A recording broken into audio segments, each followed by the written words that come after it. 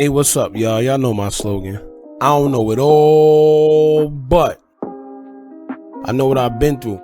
Now, today I want to come and, as there's been breaking news, R.Kelly has been found guilty in federal sex crimes trial. I want to talk about that a little bit today, man, because I feel this is an unfortunate situation. I know a lot of people, they may feel different towards R. Kelly. They may feel different because of the whole underage thing, and I get it. But what I like to do is I like to talk about facts, not just opinions, because I feel that social media and the news period just has a way of swaying the masses to believe what they want them to believe.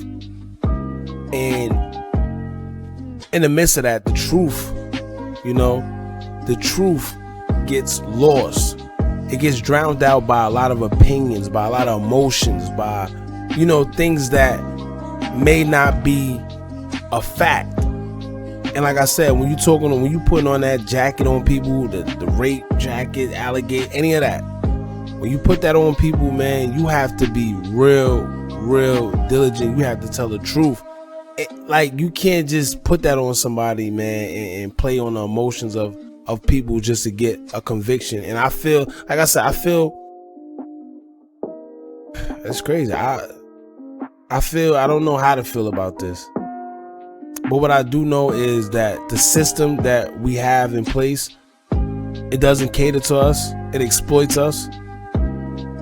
And like I said, it's too many. I don't know. Like I said, I'm gonna just talk about it. I'm gonna get into this article on TMZ that has the breaking news based on this R. Kelly situation. I'm gonna update y'all on what's going on, and then in the midst of that, after that, I'm gonna give y'all my opinion. Y'all pretty much know already now, but I'm gonna give y'all my opinion on what's going on, and then y'all can let me know how y'all feel in the comments. Now, before we get into all that, make sure you like, comment, share, and subscribe.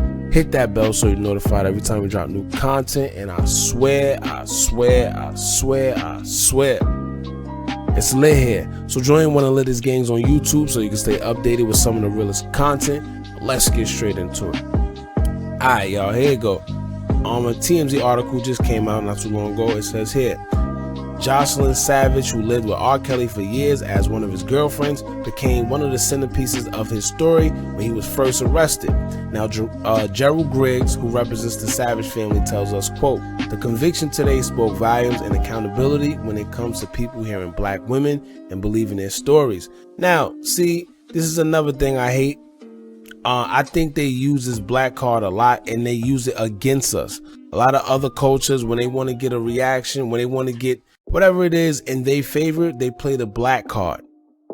Black women, black this, black men, black rights, and you see what I'm saying? It gets us riled up and gets our emotions involved, and I feel that a lot of the truth go missing in that for the simple fact that we start thinking with emotion rather than intellect.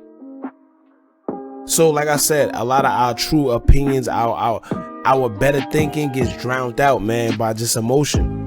So we make decisions out of emotions instead of our intellect and what we know is right. Alright, so let's get back into this article. Now it says here, he tells us the hope now for the family is to be able to reunite with Jocelyn and continue to build back the loving relationship they've missed out on having with their daughter for years. Now it says R. Kelly has just been found guilty on all counts in his federal sex crimes trial and could be staring down life in prison. It's crazy. And like I said, it's when you think about this, man, it's like this is R. Kelly we talking about. Like this is really R. Kelly we talking about, the king of R&B. I know a lot of y'all are still caught up in this whole these allegations. It's tough. Like I said, it's tough. Anyway, so it says the jury started deliberating on Friday afternoon, had the weekend off, and took about half the day on Monday to reach its verdict on 9 federal counts, including racketeering, sex crimes, human trafficking, obstruction of justice, and kidnapping. Now, you know what's crazy, right? When you hear those charges, you think of something like sinister. You think of like the worst thing possible. But then when you hear about how they brought these charges upon him, it's like it's not as sinister as it sounds. Like when you hear human trafficking, when you hear kidnapping, racketeering, when you hear things like that, now it sounds crazy. Get your emotions wrapped in. You just like, you know what? Yeah, put them away. But when you really hear what they call human trafficking and kidnapping, you be like, did you know? Like, listen, for a perfect example, if you have a child, right? And you and the mother of the child or the father of the child is going through something, and that's your child, but let's say you pick them up from school and you just decide to keep them. Do you know that's a form of kidnapping? You see what I'm saying? So it's like the things they'll put out there in the headlines, you would think is so much sinister than what it really actually is. You would think it was unconsensual when it really was. Like, it's just a lot that you just gotta, like I said, use your intellect over emotion, man. I think this case has a lot of emotion involved, especially within the black community. And it's just injustice if you ask me. But anyway, it says the trial wrapped a little over a month after it began, with the prosecution calling far more witnesses than the defense. Kelly's team only called 5 witnesses over a couple of days.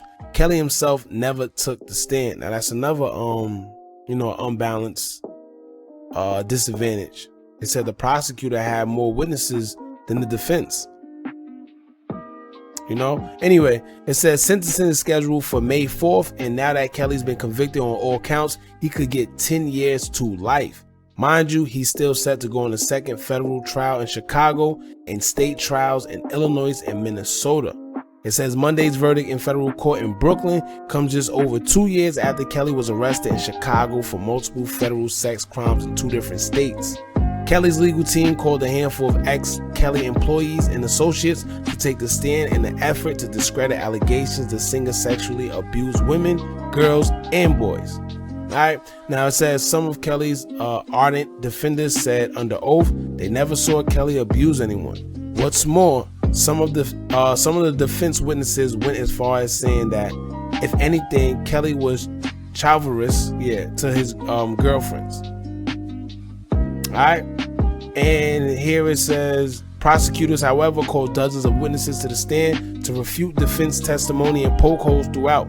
Some of the prosecutors' witnesses straight up said Kelly had a small team made up of managers, bodyguards, and assistants who rounded up Kelly's potential victims before the singer groomed them for unwanted sex, among other things. Now, it says these witnesses also testified saying Kelly's entourage will recruit potential victims either at his concerts, malls, and even fast food joints. You'll recall one of the 2 women interviewed by Yall back in 2019, who also took the witness stand and claimed Kelly was controlling them right then and there during the interview.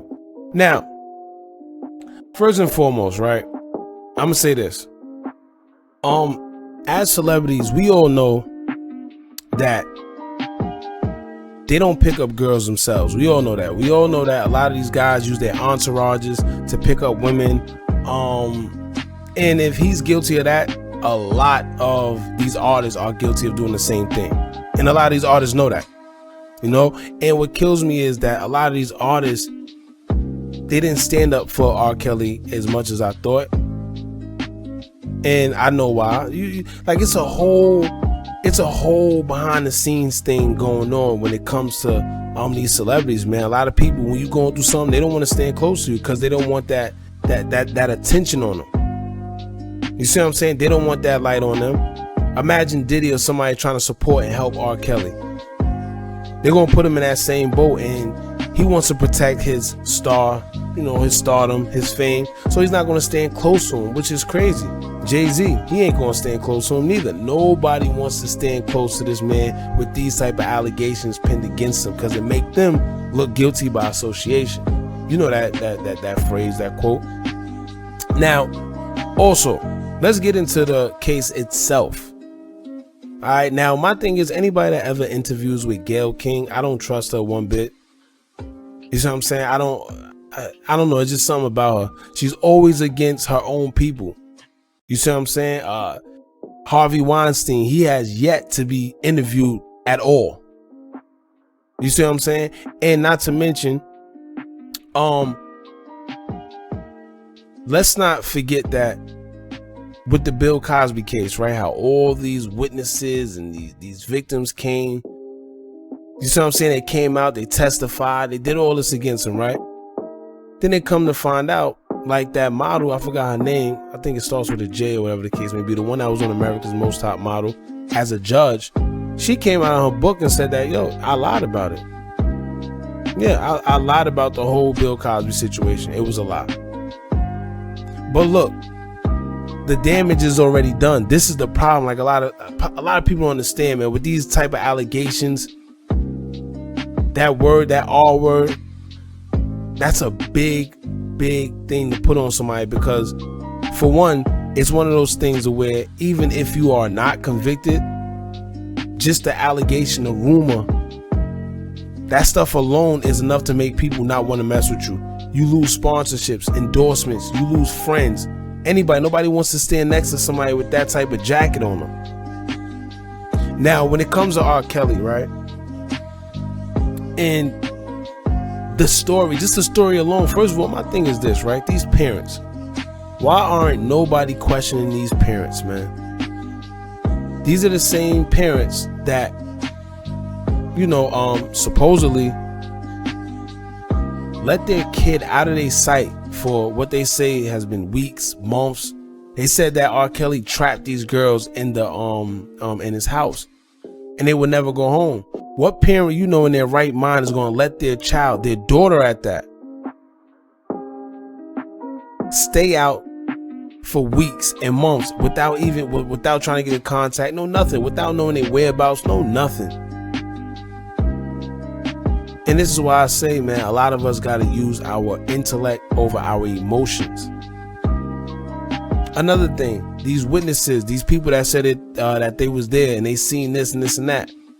They seen these girls. My thing is this, right? If you seen these girls, these little girls here, whatever the case may be, why nobody said nothing? Why nobody did nothing? If you knew these girls was not related to R. Kelly in any way, it wasn't his daughter, it wasn't his little sisters, nobody. And y'all say y'all seen whatever y'all seen, why nobody did nothing? Why nobody reported it? These same people who are witnesses or whatever, they need to be held accountable as well. If y'all gonna sit there and convict him, you will have to convict the people, the parents, the person, the witnesses, everybody. Guilty by association. Y'all was around, y'all seen it happening and did nothing. It's to me, man, it's no different than being an accessory to a crime. God forbid one of y'all go with somebody to a fast food restaurant, and the person that you with decides to rob the place, and you there with them, and you on camera, you are an accessory to the crime.